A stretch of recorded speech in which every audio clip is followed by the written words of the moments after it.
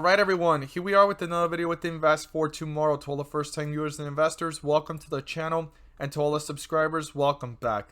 All I ask for in return is for you to smash that like button to let me know you watch this video, and to stay tuned on in towards the second half of the video, guys. Right after this chart analysis, I have a ticker symbol to share with you guys, as well as the opportunities I mentioned yesterday over at the Discord. I shared it with the members, and if that's something that interests you and you want to know what stocks I watch daily, you're more than welcome to join us. The link is down below in the description to the Discord, and by joining, you'll become part of a growing community of investors looking to learn and grow together. Yesterday, I managed to find a home run opportunity that gave us 20% plus at its highest point, which reached 35% plus on the day of a possible opportunity through its run. Now, if that's something you want to become part of, we look forward to having you join us. So, PLTR, Palantir Technologies, Inc. So, PLTR stock is a stock I've been talking about since way back in March when it pulled back, hit these lows of $19, and I was watching very closely through that time at the $19 mark, these nice swing trade opportunities through the uncertainty of the market, obviously, right? It gave nice jumps of about anywhere from 10 to 20% and even upwards to 30% on some of these jumps when it gave that nice little spike out of the $19, $20 range and jumps back up to $24 to $25, $23, right? And that was through the uncertainty of the market, and all of a sudden, PLTR fell pretty hard. It fell pretty hard, but as it was falling and through all this time, right, I've talked about in other videos, and I've talked about on the Patreon and Discord that Kathy Wood kept on adding to her positions. This was a steal. I've always said anything between $20 to $15 to me, in my personal opinion, seemed like a steal. If it went even below $15, an even bigger opportunity. And one of the biggest uncertain things about this stock is that analysis ratings couldn't really put a value to it. So you had some analysis pointing to the upside and you had some pointing to the downside, because this is a software company. There's a little bit more complications to who their customers really are, and then they just keep getting these large contracts and keep on growing, making things even bigger of an opportunity for PLTR. And also, they are a packaged software and technology service industry. That's what they fall under here in the whole entire service and spectrum of the stock market. But I even did a full video on how they work with the defenses of, around the world. Okay, I did a video talking about that when they got that large contract with several parts of the world. And now there's talks of even Tesla and PLTR. So their service is a little more complicated to grasp and understand because it's so new, yet it's an old concept that's been used in different forms, but so new for software and digital services and everything that has to do with innovation, AI, and technology. Then PLTR also partnered up with IBM, right? The Watson couldn't do what PLTR could do, and then IBM put the Watson and PLTR together to do what they needed the Watson to do to begin with, right? That big computer super machine that they were trying to work with of AI intelligence. And PLTR had the service that they need, and they've partnered up, and PLTR is just growing and growing, right?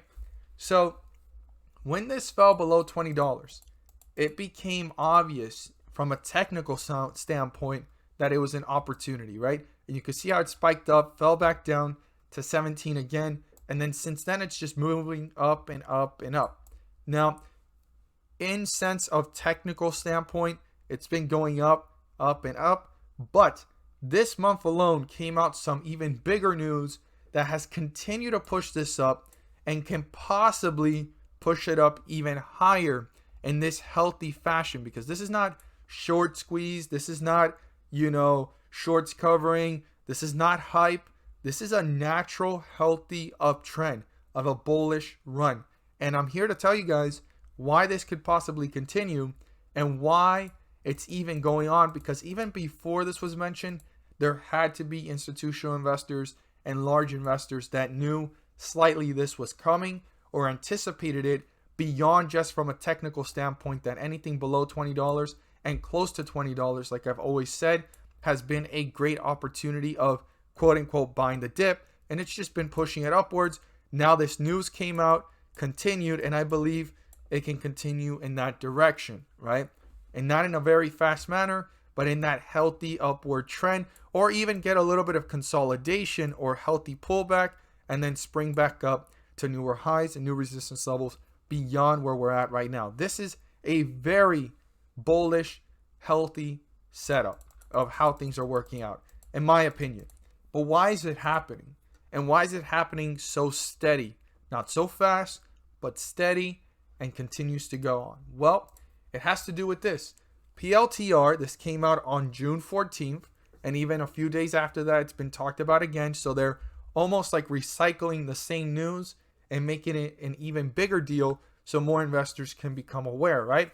So it says PLTR Technologies and Snowflake, also Snowflake, and that's another stock that's been moving up in a healthy manner among tech companies to join Russell 3000 index while others are going to leave, okay? When a stock joins an index, like the SPY, like the Dow, and here we are talking about the Russell 3000, which a lot of people don't give a lot of love to or sometimes discredit. There's the Russell 2000, 1000. Indexes have a lot to do with holding up the value of a stock no matter what, because if investors and even institutional investors don't want to buy an individual stock, but they just want to diversify through one purchase, there you have it. That's what indexes are for. And investors buy indexes just to go ahead and ride the wave and kind of diversify through one purchase. All of that, like it's almost like buying fractional shares in modern times now. Now you can do your own index through fractional shares, but an index itself is like buying fractional shares of all these different shares, and it just keeps on piling into the stock. So when people go and buy the Russell 3000, there's a piece of it that's going to go to PLTR. And that's going to make PLTR hit newer highs and reach newer resistance levels. And if it ever stagnates, it's going to stagnate, but it'll push itself back up through the Russell index, and also institutional and individual investors piling on in onto PLTR. So this is big news. That's a big milestone for a company that just IPO'd and SPAC merged in the last year. Those that have come out as SPACs and also the ones that have IPO'd. It's a huge move to end up in indexes. And some Russell 3000s end up in the SPY sometimes in the future. So a lot of people are speculating that this can go from a 50 billion market cap to 1 trillion or even hundreds of billions, right? 10x, 20x from where it's at right now. So think about that when it comes to numbers. And by the time it gets to that type of large or mega cap type of stock, it can end up in the SPY. And that's going to be a big deal with everything going on in this specific sector niche and what PLTR is doing. I hope you learned something new. Don't forget to subscribe and click on the bell so you don't miss a single video that I post. Share this with a friend so they can receive the insight as well. And all I ask for is 3 to 5 more minutes of your time to share with you guys a ticker symbol you won't want to miss, as well as the opportunities that I found yesterday morning and I shared with the members over at the Discord. And if you want to know what stocks I'm watching daily and what stocks I watch weekly, you're more than welcome to join us. The link is down below in the description to the Discord. Stay tuned.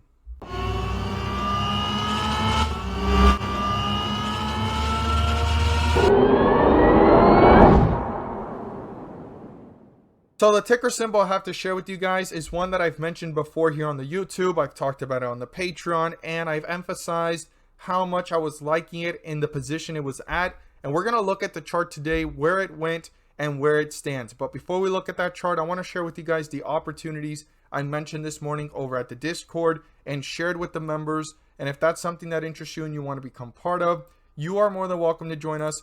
The link is down below in the description to the Discord. And by joining, you'll become part of a growing community of investors, all looking to learn and grow together to maximize profits and minimize losses. So here we are with GRVI. Talked about this one, why I liked it, PSFE, and then also OSMT. Now, OSMT ran in the pre-market. From the moment that I mentioned it, it was pretty close to the low fours. It ran all the way up to 490, and then going towards the opening, it fell.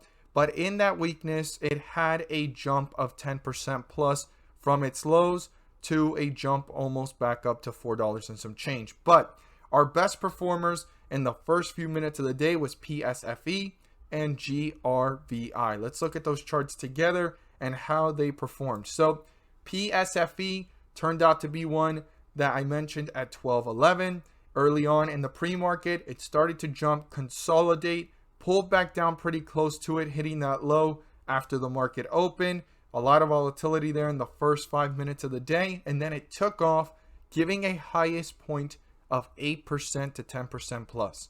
This was phenomenal to start off the Friday, but our home run of the day was GRVI. So I mentioned this one pretty early, close to 8:30 in the morning, and it was actually sitting at 792, pushing upwards, gave about a 3 to 5% jump, I would say, from 792 to highs here of almost 830, 840-ish, and started to pull back down, hitting a low here close to 730-ish, and from that point forward, it took off. It even got halted in this run.